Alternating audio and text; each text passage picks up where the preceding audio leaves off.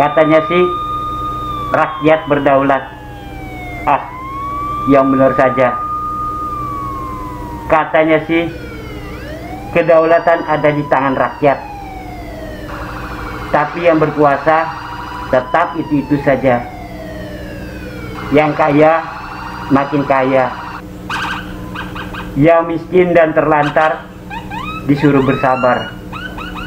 Yang ngomong demokrasi ternyata oligarki. Yang katanya wakil rakyat nyatanya wakil partai, wakil cukong, dan wakil dinasti. Kalau benar rakyat berdaulat, kenapa setiap 5 tahun rakyat cuma boleh nyoblos, lalu setelah itu disuruh diam?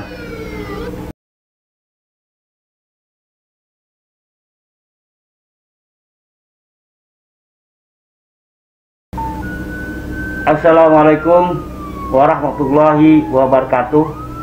Ketemu lagi dengan Pak D Channel. Kali ini kita akan membahas tentang katanya sih rakyat berdaulat. Yang benar saja.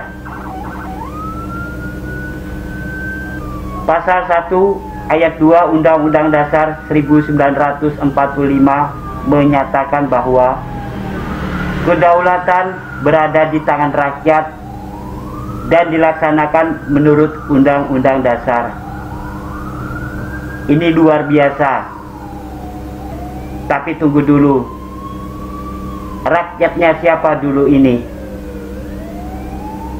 Karena di lapangan yang berdaulat itu bukan rakyat, tapi mafia kekuasaan, politisi warisan, dan keluarga-keluarganya. Mereka yang menentukan siapa yang bisa mencalonkan diri, siapa yang bisa menang. Lembaga negara mereka yang isi. Rakyat disuruh menonton, disuruh bersabar, dan disuruh untuk lupa. Dan lucunya, ketika rakyat marah, jawabannya kan kita sudah pilih pemimpin lewat pemilu. Iya, memang rakyat sudah memilih. Tapi sesudah itu rakyat dibuang seperti bekas kemasan kampanye murahan. Demokrasi kita itu demokrasi palsu, demokrasi papan reklame, demokrasi brosur pemilu.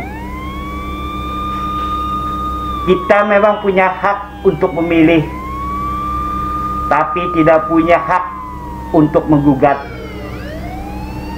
Kita memang punya hak untuk menyoblos, tapi tidak punya hak untuk mencabut mandat. Kita memang bisa untuk demo, tapi demo itu dianggap pengganggu stabilitas. Sementara para pejabat dan penguasa, kalau salah dimaafkan, kalau curang dimaklumi, kalau korupsi dapat amnesti dan abolisi, kalau melanggar hukum dapat direkayasa keputusannya. Ini bukan negara hukum, tapi negara tipu-tipu konstitusi. Karena itu kita butuh senjata, bukan senjata fisik, tapi senjata hukum. Namanya adalah Undang-Undang Kedaulatan Rakyat. Undang-undang yang akan menegaskan bahwa rakyat bisa mencabut mandat pejabat korup. Rakyat bisa menggugat undang-undang yang menginjak akal sehatnya. Rakyat bisa memaksa referendum. Rakyat bisa mengawasi kekuasaan secara langsung. bukan lewat wakil-wakilnya yang palsu. Ini bukan ide ekstrim. Ini adalah pemurnian dari demokrasi. Karena sekarang kita cuma punya demokrasi stempel. Undang-undang kedaulatan rakyat adalah cara agar rakyat benar-benar punya kekuasaan, bukan hanya punya harapan yang tidak pernah kunjung datang. Tapi tentu saja mereka yang sekarang nyaman duduk di kursi empuk akan bilang, tidak perlu ada undang-undang baru. Demokrasi kita sudah baik. Ya iyalah, bagi mereka demokrasi sudah ideal karena mereka yang mengatur, mereka yang menang, dan mereka yang diuntungkan. Tapi bagi rakyat, demokrasi ini cuma panggung ilusi. Kita disuruh untuk memilih, tetapi rakyat tidak pernah jadi pemilik.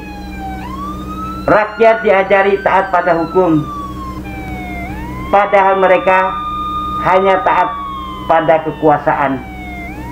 Jadi sekarang bukan rakyat yang harus diminta diam, tapi penguasa yang harus diingatkan siapa sebenarnya pemilik negeri ini. Dan kalau DPR tidak mau membuat undang-undang ini, maka rakyat akan menulisnya sendiri, akan menyuarakannya, akan menyebarkannya, dan akan memperjuangkannya dari jalanan, dari kampus, dari desa-desa, sampai ke pusat ibu kota. Sebarkan video ini, bicarakan di komunitasmu, tulis tagar Undang-Undang Kedaulatan Rakyat. Rakyat bukan boneka. Kalau bukan sekarang, kapan lagi? Dan kalau bukan kita, siapa lagi yang harus berbuat? Terima kasih telah menyaksikan video ini. Jika Anda suka, silahkan like. Dan jika ada pertanyaan, saran, atau komentar, silahkan tulis di kolom komentar. Dan jika Anda ingin menyaksikan video-video selanjutnya dari channel ini, silakan subscribe.